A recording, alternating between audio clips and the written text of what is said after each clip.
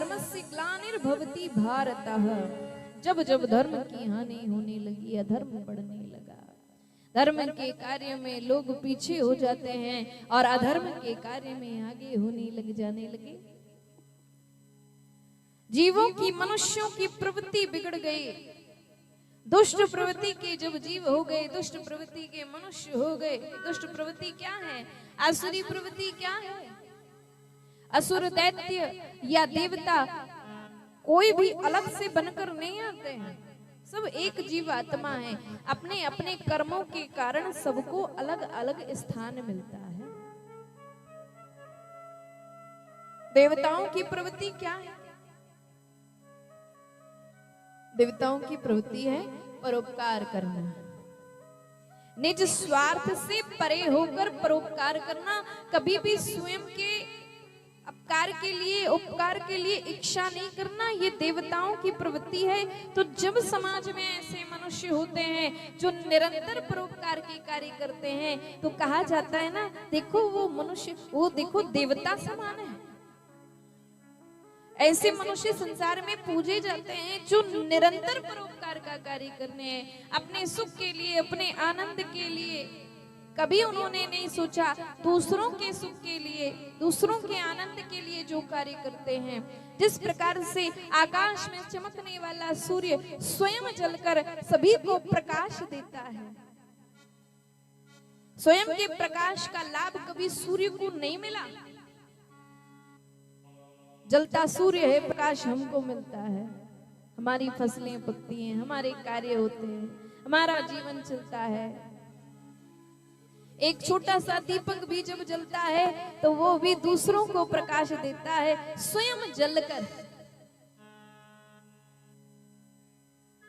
वातावरण में जो वायु है, पवन है, उसके कारण हम सभी का जीवन चल रहा, हम सभी की श्वासें चल रही हैं। वायु कभी स्वयं के लिए ग्रहण नहीं होती है, तो दूसरों के लिए है। अग्नि स्वयं जलती है और दूसरों के कार्यों को सिद्ध करती है, हम सभी के कार्यों को सिद्ध करती है। तो ये जो प्रवृत्ति है, ये देव प्रवृत्ति है, अर्थात अन्य के पीड़ा के लिए, अन्य के कार्य के लिए जो काम करते हैं वह देव कहलाते हैं, वे देवता कहलाते हैं। और असुर कौन है? असुर अलग से बनकर नहीं आएंगे, देवता भी अलग से बनकर नहीं आएंगे कि बहुत सुंदर सा शरीर है, जिनका बहुत सुंदर सा रूप है, वो देवता है। देखने में तो ऐसे ही आता ना कि देवता सुंदर होते हैं, लेकिन देवता सुंदर क्यों होते हैं? देवताओं के सुंदर होने का कारण क्या है? देवताओं के सुंदर होने का कारण उनका शरीर, उनका रूप, उनका सौंदर्य नहीं है। देवता के सुंदर होने का कारण उनका सुंदर कर्म है। आज हमको भगवान सबसे ज्यादा सुंदर लगते हैं। संसार में सबसे ज्यादा सुंदर कौन है? भगवान। अब बताओ, संसार में सबसे ज्यादा सुंदर कौन है? भगवान। कभी देखा भगवान को? फिर कैसे कह दिया सुंदर है? आपको लगते हैं, क्यों लगते हैं?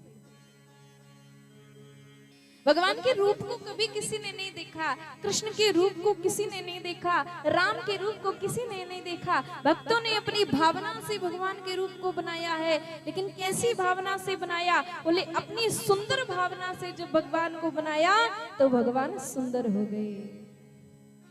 भगवान सुंदर थे या नहीं थे किसी को नहीं पता। वर्णन आता है कि भगवान तो काले थे, और काला रंग तो शायद किसी को पसंद नहीं होता। भगवान काले थे, लेकिन फिर भी सुंदर क्यों? भगवान कब सुंदर हो गए? बोले भगवान तब सुंदर हो गए जब भगवान श्री ने जन्म लिया और पूतना का उद्धार किया।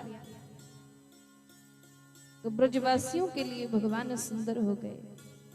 प्रभु श्री राम सुंदर हो गए। कब सुंदर हो गए? जब ताड़का का उद्धार किया, उस दुष्टा को भी उद्धार कर दिया, उसका संहार कर दिया, भगवान सुंदर हो गए।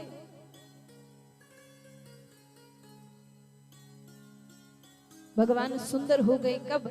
जब एक पतित नारी जो पत्थर की बनी हुई थी, जिसे पत्थर की बनने का श्राप अहिल्या माता के पति गौतम ऋषि ने दे दिया। लेकिन भगवान जब वहां पहुंचे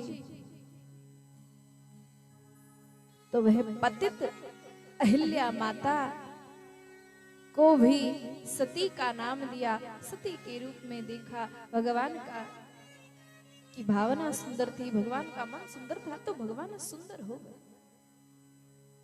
अर्थात भगवान के गुण कर्म अनुसार जब उनकी गाथा को हम सुनते हैं, उनके कर्मों को हम सुनते हैं कि एक बार हृदय से पुकारने के बाद में परमात्मा तुरंत ही हमारी इच्छाओं को पूर्ण करते हैं, हमारे संकट का हरण करते हैं।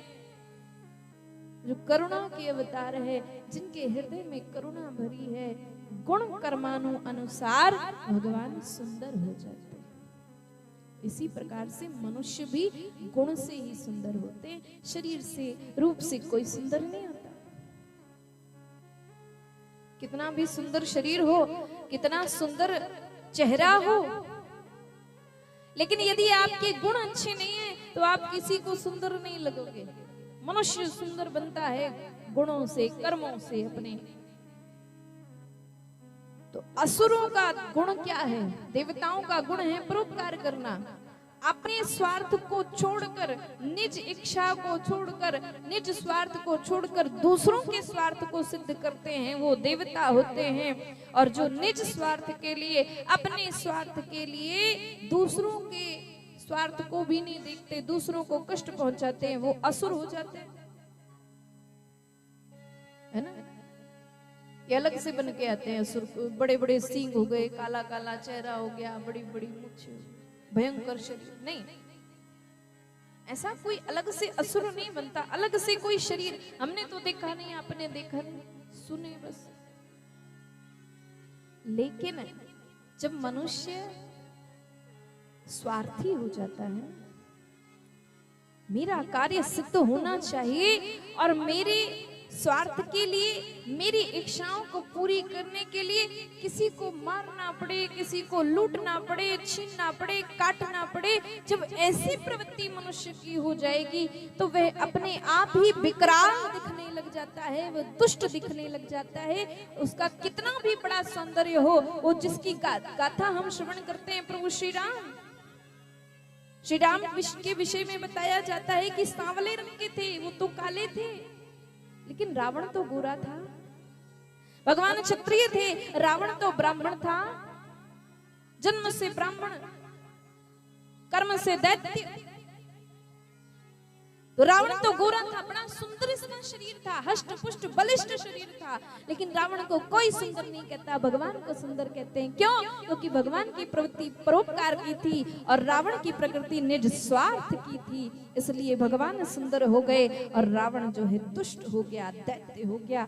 तो मनुष्य की प्रवृत्ति ही उसे सुंदर और असुंदर बनाती है।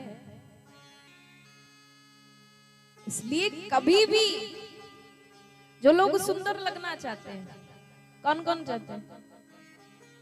हाथ उठा के बताओ। जिनको सुंदर बनना है वो क्या करोगे? कौन सा क्रीम लगाओगे? संसार का, दुनिया का कितना महंगा भी क्रीम लगा लेना, सुंदर नहीं दिखोगे। और जैसे जैसे उम्र बढ़ेगी, जैसे जैसे दिन डलेगा, जितने क्रीम लगाओगे उतना रंग उड़ता जाएगा। तो यदि सुंदर बनना चाहते हो कि आप संसार में सबसे सुंदर दिखो, तो किसी भी सौंदर्य प्रसाधन से आपके चेहरे पर चमक नहीं आएगी। चमक कब आएगी जानते हो?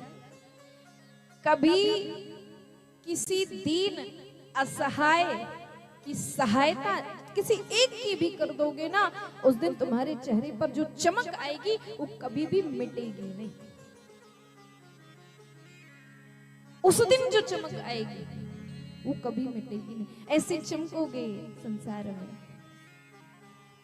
कि लोग तुमको देखने के लिए तरसेंगे, तब जाके तुम सुंदर बनोगे, तब जाकर तुम्हारा जीवन सुंदर बनेगा।